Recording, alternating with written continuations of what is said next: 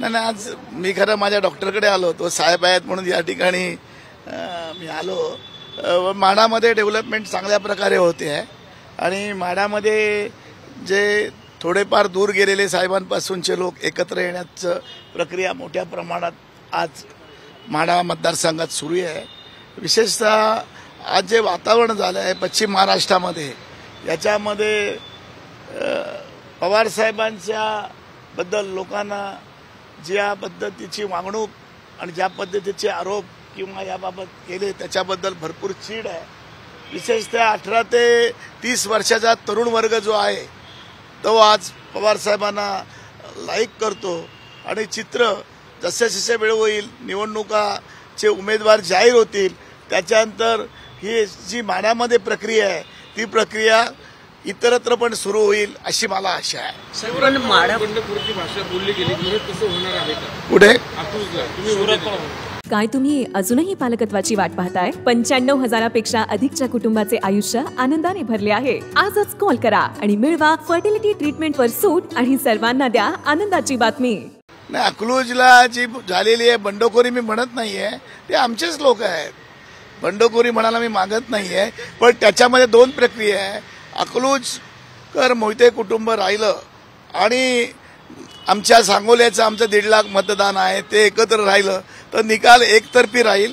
पण या मीटिंगला ज्या वेळेला तिथे आम्ही एकत्र जमलो होतो, काही मर्यादा आहेत जोपर्यंत सगळी प्रक्रिया पूर्ण होत नाही, पण मला वाटतं आता चांगलं होईल आणि त्याची कलाटणी पश्चिम महाराष्ट्रात आणि महाराष्ट्रात सुद्धा होईल।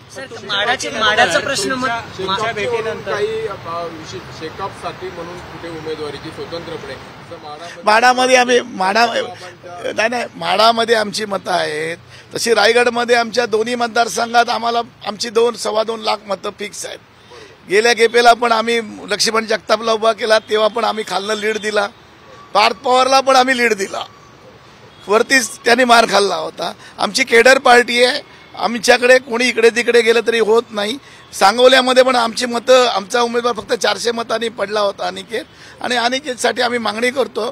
मागणी करत असताना आम्ही कुठेही मतभेद करायला मागत नाही। आम्ही इंडिया आघाडीचे आहोत, महाविकास आघाडीचे आहोत, त्याच्यामध्ये आमच्यामुळे कुठेही नाराजी होईल हे कटाक्षाने मी पाळणार आहे की मी मागितली उमेदवारी आणि म्हणून त्या ठिकाणी कुठे नाराजी होऊन आपल्याला डॅमेज होईल अशी प्रक्रिया किंवा आमच्या हातून असं कृत्य होणार नाही। माढ्याचं महत्व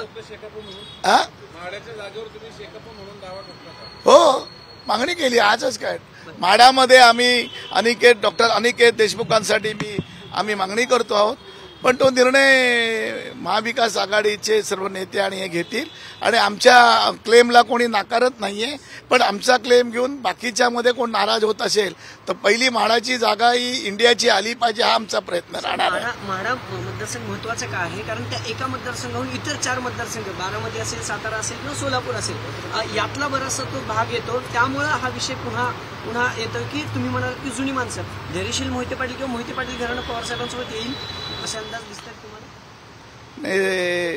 मला मी परवा बोलीन तुमच्याशी या प्रश्नाचं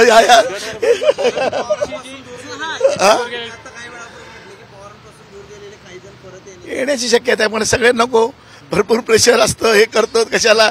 मला वाटतं तुमच्या प्रश्न विचारण्यामध्ये तुम्हाला वाटते व्हावं असं तुमच्या मनात दिसतंय बोलताना मोहिते पाटील यायला किती दिवस बाकी राहिले? हा प्रश्न डबल ह्याच्यासाठी विचारायचं सर। विजय दादा VSIला आले होते, VSIची ती नॉर्मल बैठक होती, पण तिथं काही चर्चा झाल्यासारख्याकडून जुनी माणसं माढ्यातली म्हणल्यावर विजयदादा नाही, विजयदादा VSIला दरवर्षी येतात, ते याच्यामध्ये आहेत आणि पवार साहेबांच्या बाजूलाच बसतात। मी बघितलं नाहीये, पण तुम्ही बघितलं काढून तर पवार साहेब तसं नाही। पवार साहेब एक वेगळं व्यक्तिमत्व आहे आणि त्याच्यामध्ये ते ऑल इंडिया लेवलला गेलेलं महत्व आहे। या ठिकाणचा महाराष्ट्राचा जो विकास झाला आणि महाराष्ट्राची डेव्हलपमेंट झाली त्याच्यामध्ये आणि शेतीमध्ये आमूलाग्र असा बदल या ठिकाणी झाली, साखर उद्योगामध्ये जो बदल झालेला आहे तो सगळा मूळ पवार साहेब आहेत।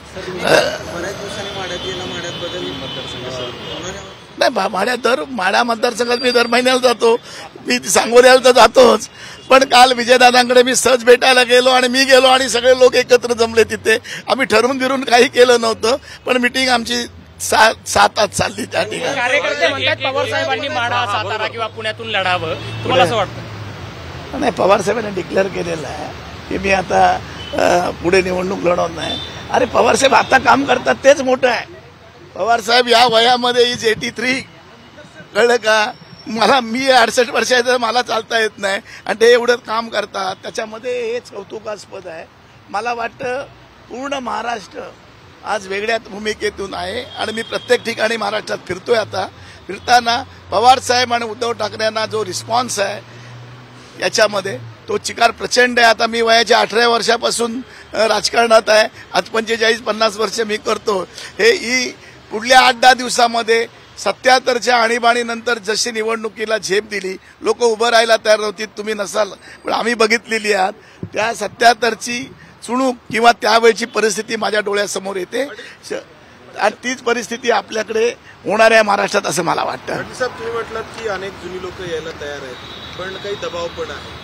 तर मग काय एक तर मला तर विचारलं, एक काहीतरी प्रश्न, तर तो दबाव जो आहे तर तो कितपत काम करेल, झुगारणार दबाव की काय? मला वाटत नाहीये. लोकांची मानसिकता वेगळी आहे, परंतु मला बोलायला मर्यादा आहेत. मी छोटा माणूस आहे, मला त्याच्यामध्ये नको म्हणून तुम्ही उभारत नाही. बोलल्यानंतर मग वेगवेगळे माझ्या मनात मध्ये पोटामध्ये काय राहत नाहीये, पण निश्चितपणे काहीतरी बदल होईल असं मला वाटतं. सर, काल जे तुम्ही भेट घेतली, तुमची जी बैठक झाली त्याच्यानंतर लगेच तातडीनं गिरीश महाजन तिथं गेले आणि तिथं त्यांनी त्यांची चर्चा केली आहे. याच्यात काय फरक पडला ते त्यांनी ठरवायचं आहे. मी गेलो होतो म्हणजे तुम्हाला प्रामाणिक, मी कधी खोटं बोलत नसतो. ही मीटिंग मी गेलो, समोरून राजांना कळलं मी आलोय, राजे आले, इकडं माड्यातून नारायण पाटील आले, सगळे माझे मित्र आहेत ना, तेवढं काय आले. मी म्हणलं दादांची तब्येत बघायला आणि सहज मी सांगोल्याकडे जाणार होतो, तिथे थांबलो. ते म्हणाल नाही जयंतराव आज तुम्ही जेवूनच गेलो पाहिजेत म्हणून थांबलो आणि सगळे एक एक एक यायला लागले. कारण अकलूज जे सेंट्रल पॉईंट आहे, तिथून जायला अर्धा-1 तासात संपूर्ण जिल्ह्यातले आणि त्या मतदारसंघातले लोक येऊ शकतात. म्हणून ठरवून बिरून काही केलं नव्हतं. योग आहे, खरोखर योग आहे झाला. मोहिते पाटलांसाठी किती दिवस राहिले? मावळा दिला ना, मोहिते पाटील वाघेरे येणार ना, 100% वाघेरे येणार. मोहिते पाटील वरनं लीड घेऊन आला, सीट आली. किती दिवसानंतर येतील मोहिते पाटील? नाही, मोहिते पाटला नाही, तशी चर्चा नाही. मोहिते पाटलाचं पुढे काय, महाराष्ट्राच्या राजकारणाचं 100% होईल असं वाटतं.